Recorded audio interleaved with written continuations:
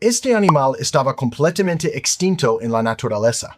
El cóndor de California estaba completamente extinto en naturaleza en 1978. Solo quedaban 27 individuos vivos en cautiverio.